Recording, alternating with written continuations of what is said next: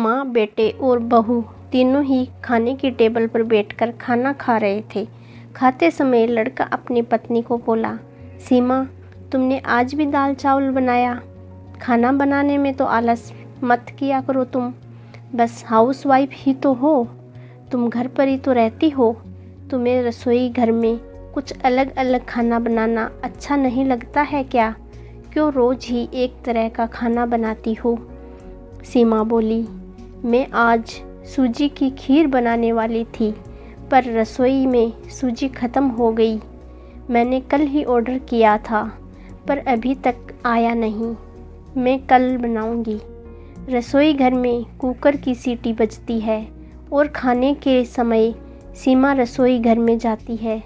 रसोई घर से वापस आते वक्त डाइनिंग टेबल पर बैठकर सीमा बोली कि मैंने कुकर में आलू डाले हैं, शाम को मैं आलू के वड़े बनाने वाली हूँ। यह सुनकर उसकी सास को भी खुशी हुई। गोपाल बोला, अच्छा है, तुम दोनों को तुम्हारी पसंद की चीज़ बनाने में और खाने में बहुत मज़ा आता है। ऐसे में दरवाजे की बेल बजी। सीमा वापस खाने की टेबल पर से उठी और दरवाज़ा खोला। डिलीवरी बॉय सूजी लेकर खड़ा था। पार्सल लेकर सीमा वापस खाने के टेबल पर खाना खाने के लिए बैठी।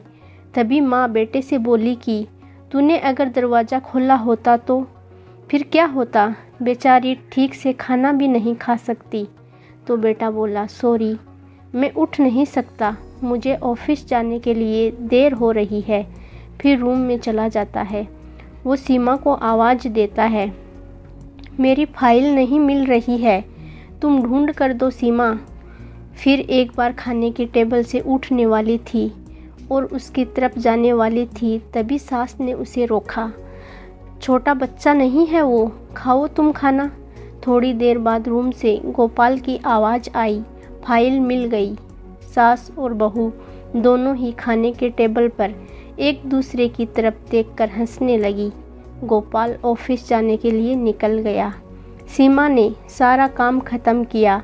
रात को आलू वड़ा और खिचड़ी भी बनाई। खाना देख गोपाल और सास खुश हो जाते हैं। सीमा सब काम निपटा के सो जाती है।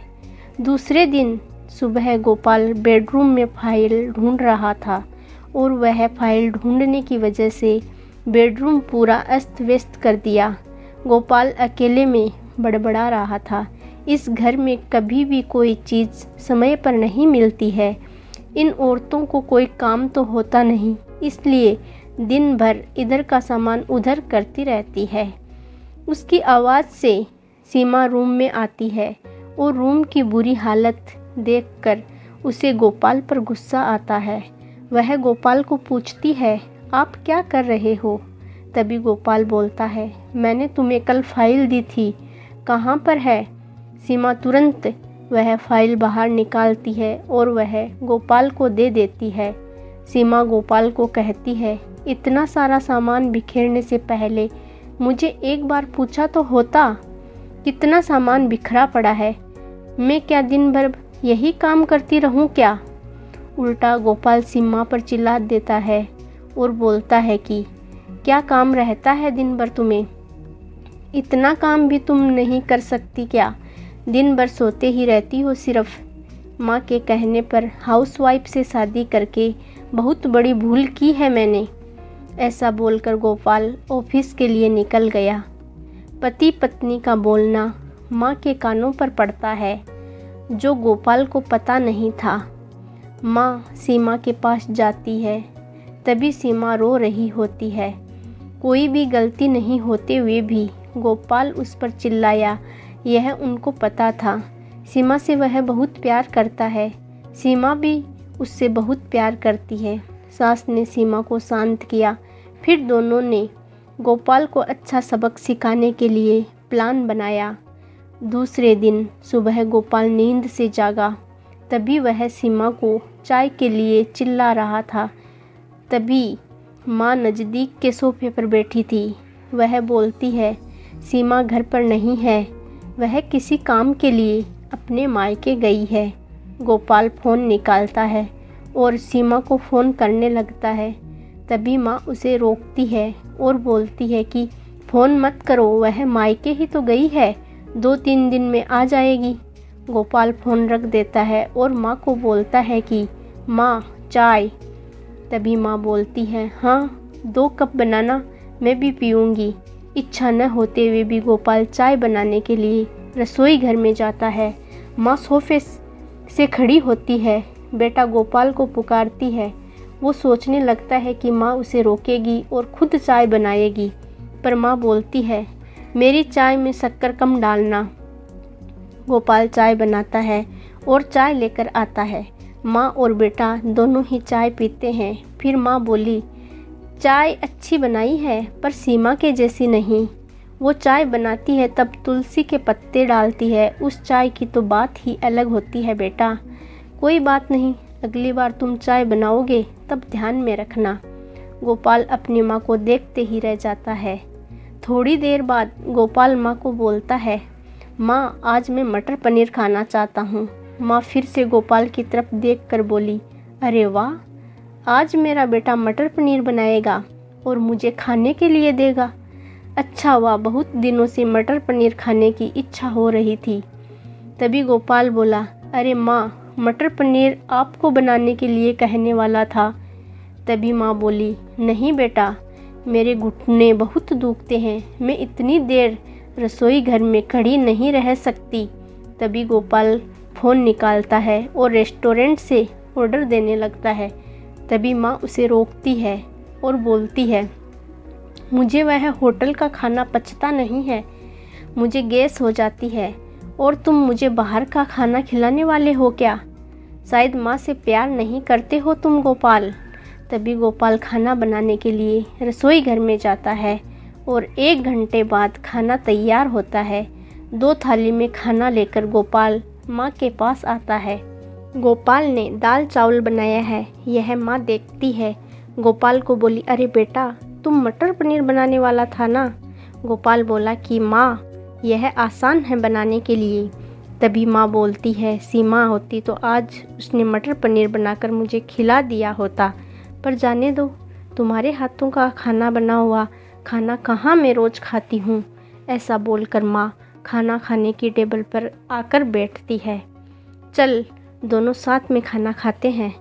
गोपाल ने पहला निवाला मुँह में डाला ही था, तब माँ बोली अरे बेटा, दाल में नमक कम है, जा और नमक लेकर आ। वो खाते खाते उठता है और रसोई घर में से नमक लेकर आता है और माँ को देता है। फिर से खाना खाने के लिए बैठता है। तभी बीच में माँ खांसने लगी और गोपाल को बोलती है अरे बेटा, निवाला गले में अटक गया है, थोड़ा पानी लाना। गोपाल फिर खाते खाते उठा और पानी लाने गया। फिर वो पानी माँ को देता है। इस सब में गोपाल के चेहरे पर गुस्सा स्पष्ट रूप से दिख रहा था। गोपाल को अब समझ में आ रहा था कि वह सीमा के साथ जिस प्रकार बर्ताव कर रहा था उसे कितना बुरा लगता होगा।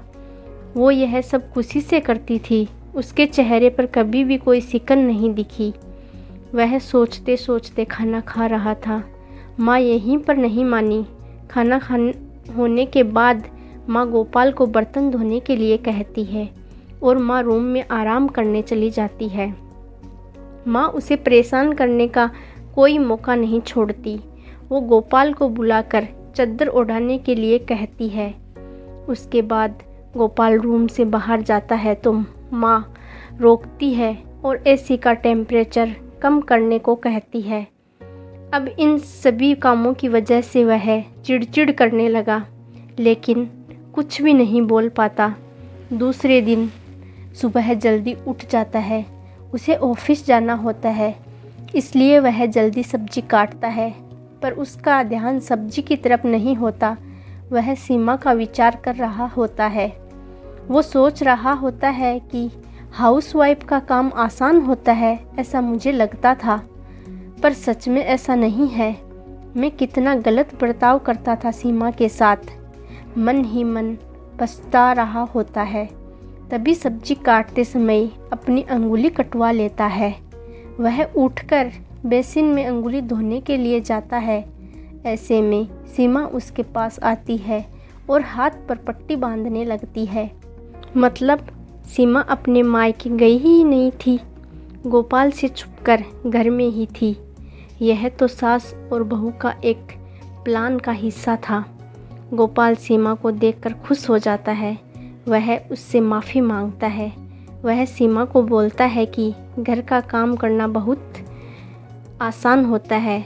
तुम घर पर रहती हो, तुम्हें क्या काम रहता है, ऐसा मैं हमेशा बोलता था, पर एक ही दिन में मुझे सब समझ आ गया। मैं तुम्हें ऐसा कभी भी नहीं बोलूँगा और इसके आगे हम एक दूसरे के साथ घर के काम करेंगे। अगर घर हमारे दोनों का है तो घर के काम भी हम दोनों ही करेंगे। दोनों का बोलना माँ बाहर से सुन रही थी। वह दोनों के लिए बहुत खुश थी। आपको यह कहानी कैसी लगी कृपया कमेंट करें। नई नई कहानियाँ पढ़ने के लिए चैनल को सब्सक्राइब करें। धन्यवाद।